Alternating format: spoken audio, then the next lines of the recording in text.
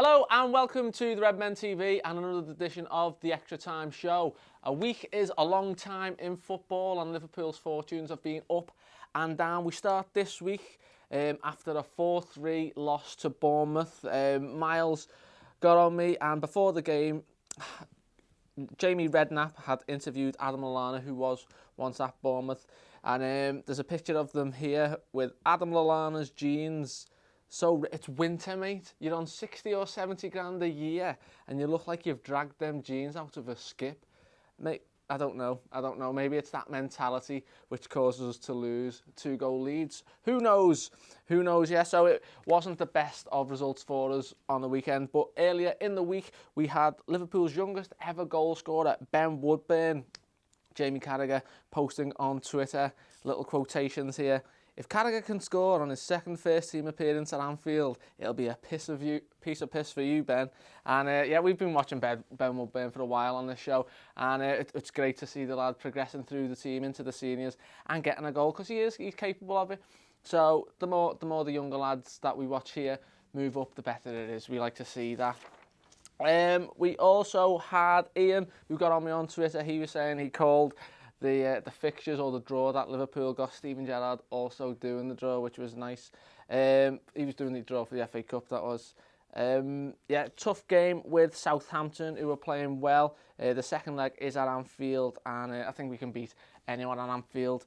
In the news, we've had some quite bizarre news recently from a Belgian newspaper, and it's been doing the rounds on Twitter, saying things like Firmino had a contract clause where his buyout option was about 80-odd million and he couldn't be sold to Arsenal specifically. Now, Steve will be doing more on the News Roundup show, so check that out. But I was just wondering, what do you think about these clauses? Should the team be putting clauses in to put other teams off? And remember back a few years ago when Liverpool were trying to sign Gabriel Hines and Man United wouldn't let us do that. So is it something that we should look to be doing more in the future? The same paper also apparently found this information out that Mario Balotelli, whilst at Liverpool, had an £1 million bonus for many things, good behaviour, including not spitting at opponents, amongst other things, violent conduct and offensive language towards the referees. And I don't know what you think about that. Is that the club? Is that good forward thinking from the club? Or is that just being a mug, signing a player who you know is a bit of a liability? Tell me what you think. Or do you even think it's true? I'm not sure how true that would be, but you know, it's just a weird one, isn't it? £1 million for not spitting at someone. It's like the kid in school who'd get like most improved behaviour just because he didn't stab anyone when the rest of us were just normal kids. In other news, on Twitter, Mamadou Sakho posted a strange video of himself training in, I think it's a gym in his house, running up and down, skipping and things. It's like the equivalent of like a dating ad. He's saying, the name's Mamadou, I like walks in the park, go in the gym, obviously. I also header concrete slabs, eat grenades and, you know, chew on bricks and things like that. Would like to meet a Premier League football team that will play me for 90 minutes. Add me on Snapchat, Mamadou Sakho 93. It is weird. It's a bit like the Snapchat thing in the way it's a cry for help. It's like a come and sign me. And I think just let him go in January when we're playing Lucas against Bournemouth at centre-back, not even Clavan, and then not Sakho. His time is clearly finished at Liverpool, so let him go, let him spread his wings, and all the best to him. There was some terrible news this week as well in the Colombian plane crash which killed 71 people for Chapo Cuenca. Lucas Leiva, obviously, Philip Coutinho and Roberto Firmino all touched by this, but just on a more human level, it is always sad to see. But Lucas said on his Instagram, it was God bless these people that were in this terrible accident. So yeah, we pray for them, and obviously all our thoughts at the club and here and just everywhere around the world go out to their families. Lucas Leiva has also been on a team bonding trip to Barcelona with Jurgen Klopp, and there was a picture of him that Steve put up on his Twitter showing Lucas Leiva's phone case is a picture of Lucas Leiva. Now that's a bit vain, that's like someone saying, Lewis, what's your favourite YouTube show? And I go, well, the LFC Extra Time Show is fucking brilliant. There's a guy on it who I think's amazing. So I don't know what you think about that. In other news, we had Michael Beale. He is off to Brazil. He is the under-23s manager, as we know.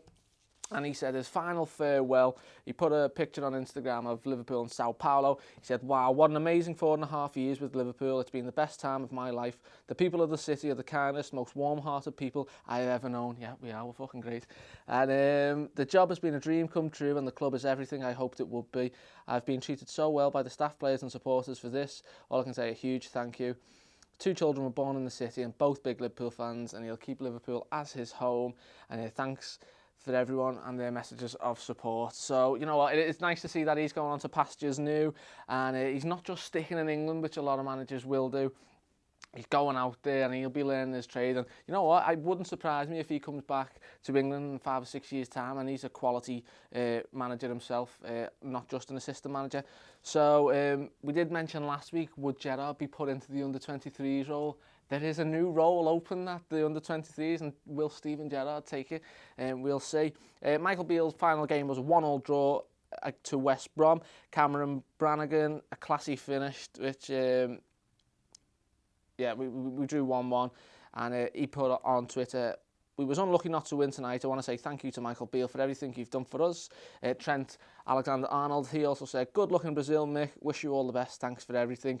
In other news, Shea Ojo played his first 90 minutes. I know a lot of people were clamouring for him to see him replace Philip Coutinho, and he posted on Twitter saying, first 90 minutes in four months, tick, and he got an assist as well, so that's nice to see.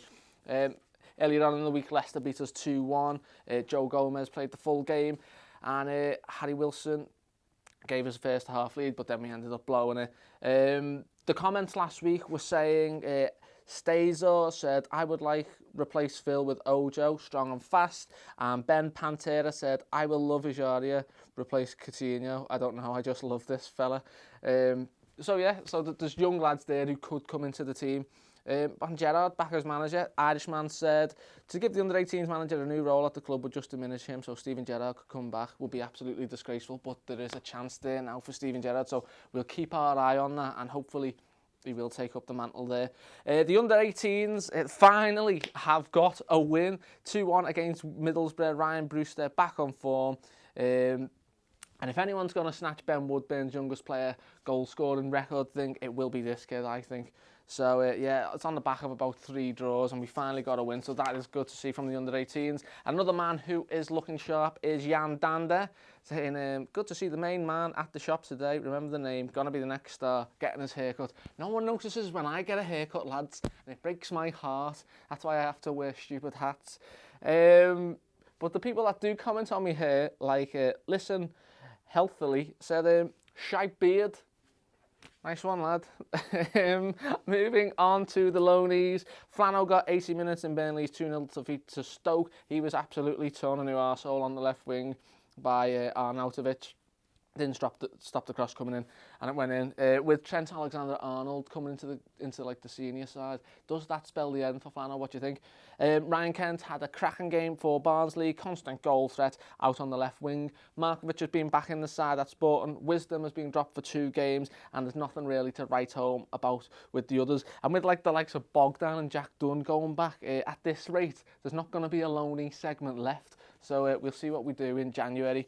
This week's transfer target of the week is Quincy Promes. He was doing the round here. Promes made his first league debut for FC Twente in 2012. He went on loan and he scored 11 goals in 34 appearances for Twente. Then he went to Spartak Moscow for £13 million in 2014. And he's been the club's top goal scorer for the past 2 years with 36 goals in 71 games. Now, I've watched a few YouTube compilation videos, but I am always a bit cautious about them because they could kind of make me nan look like she's Ronaldo. So, I don't know. I'm not fully sold on him because he has played in Russia and it's not as competitive as the Premier League. But I'll tell you what, it always gets you excited when you're going to sign an attacking player. So, let me know what you think about him. Because I'd never heard of him, I'll be honest with you. Yeah, and comment of the week got quite harsh this week.